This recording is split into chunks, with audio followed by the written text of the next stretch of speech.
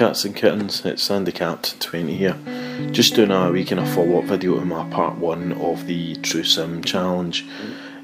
This isn't really going to be the part 2, this is just an update to the settings in which I've done in comparison to my part 1 video.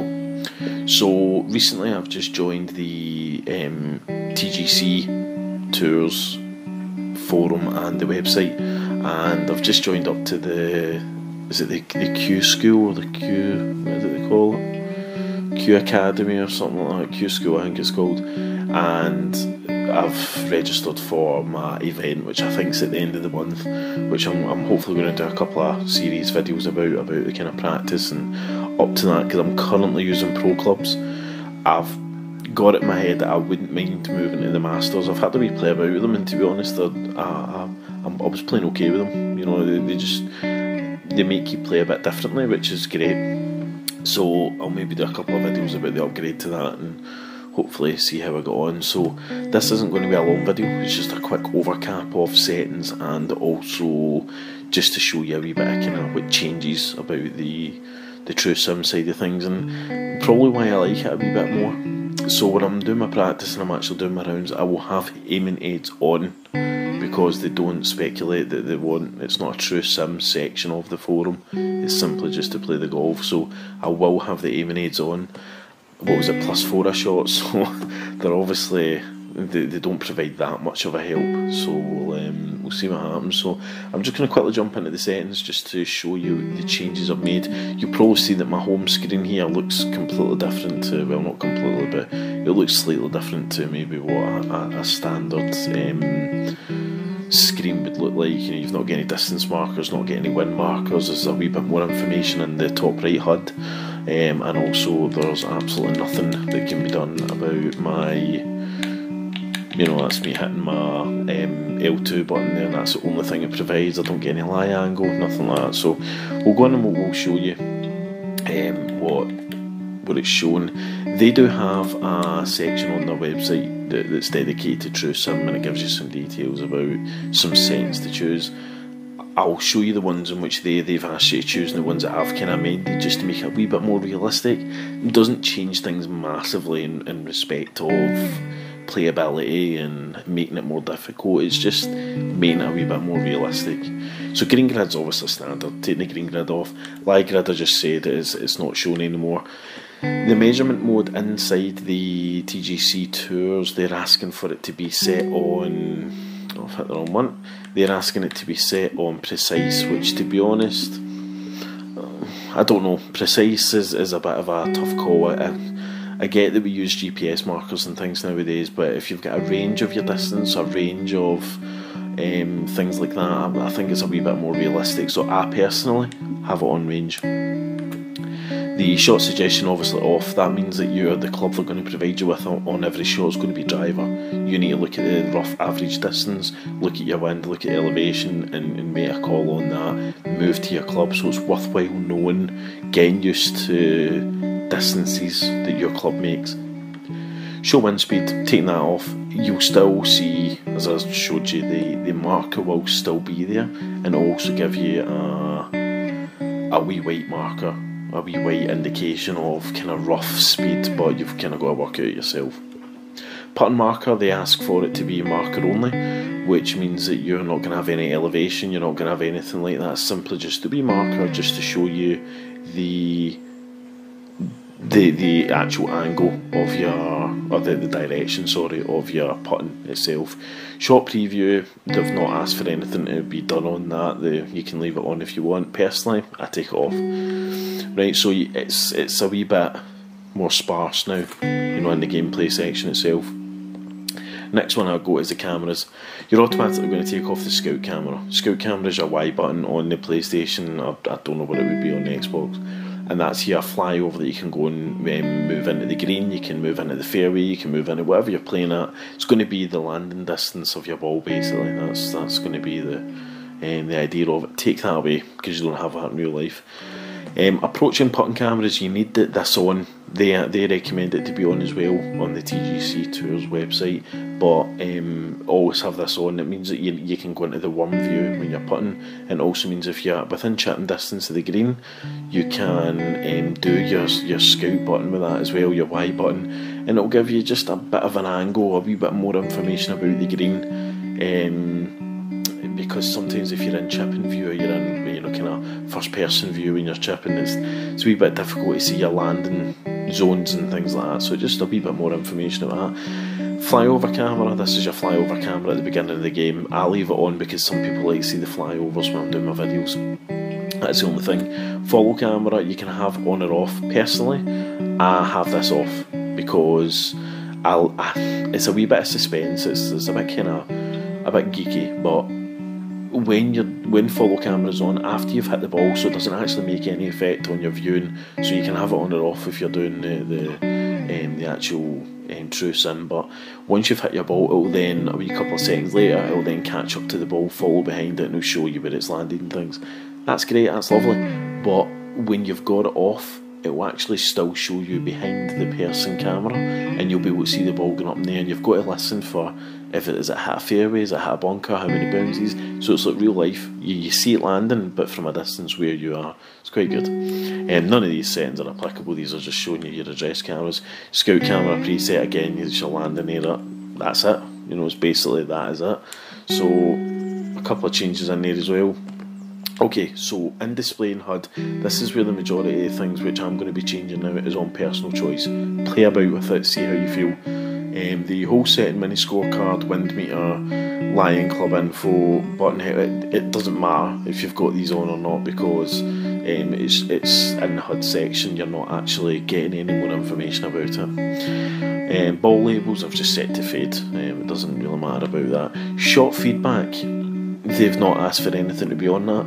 Personally, I would have it on. That's what's going to provide you your feedback to show you if you're perfect, fast, whatever it may be, in your angle. We're going to get something like that in real life anyway. You're going to feel when you're hitting the ball whether or not you're hitting it out the toe, you're hitting it out the heel, so you can make adjustments.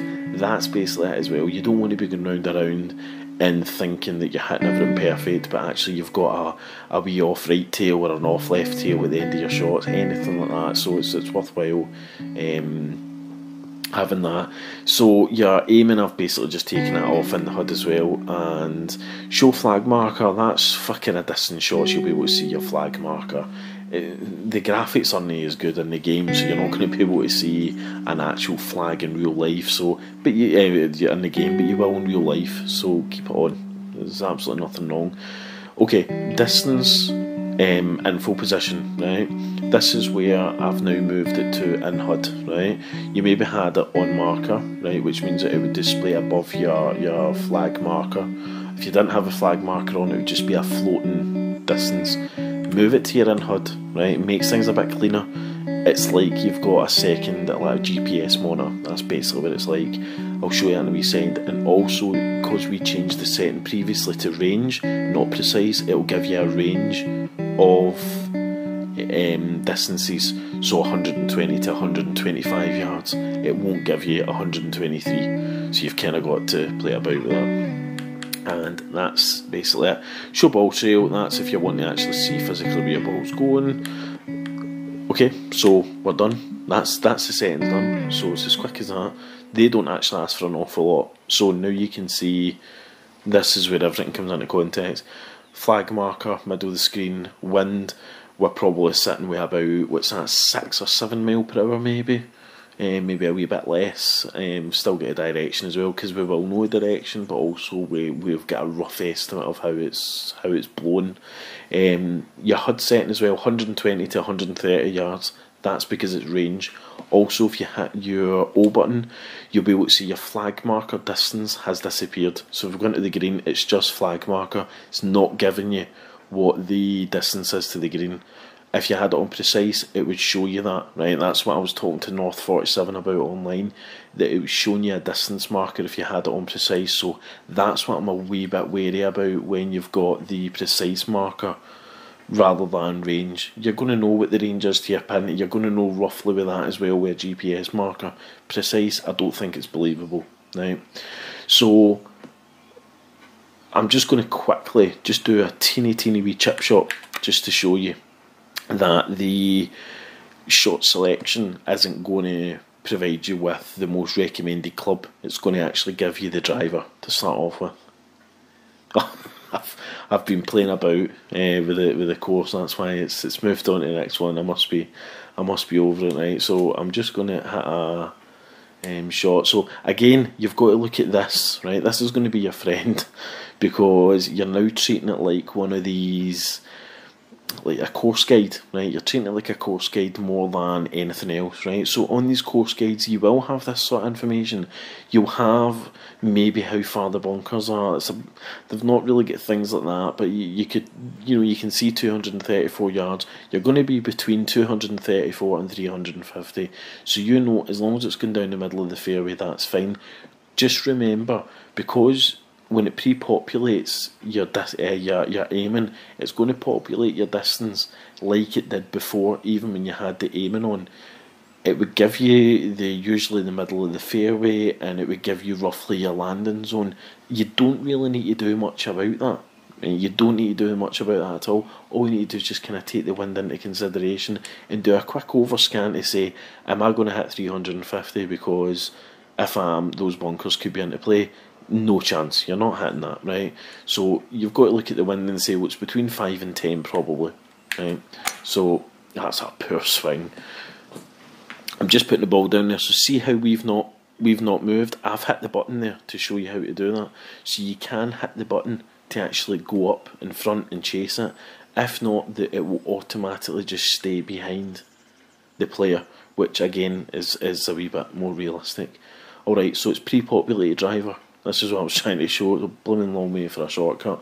So it's pre-populated driver, and you've got to look at your yardage to say, what am I going to be? You've got to look at, there's your up 3 foot to pin. You've got to look at your scoring. You've got hardly anything to go on here. So you know it's 172 yards to those bunkers, but you don't know where the bunker finishes. Right, so you know that you've got to be 11 yards, away from the pin, and down 1 foot at the front of green. Back of green is 23 yards away and up 1 foot, right? Do a wee bit of maths here. So you've got 11 yards to the front, right? And also it's telling you 220 to 240. So you're probably going to be between kind of 210, about 210 yards to land at the front of the green. And to be honest, that's probably where I'm roughly wanting to be. You're still going to get the information about your actual shots, how far your club's going to go, 219 yards. You're going to get all that, but it's more of a judgment call now. You've really got to make the call on what your shots are going to be. You can't rely on all these settings.